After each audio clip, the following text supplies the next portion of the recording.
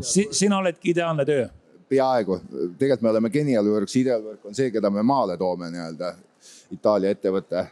Mis te toote, mis teist teha saab? Mikrotsementi, teratsot, pesubetooni, erinevaid betoonlahendusi ühesõnaga põrandatele. Mina ei tea, mis asi on pesubetoon. Ma tean, mis on pesumasin, mis on pesu, mis asi on pesubetoon.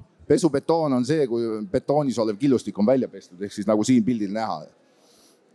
Ja kuhu need lähevad, on need, tundub rohkem nagu tööstuslik või kaubanduslik, mitte päris eramu või igale poole?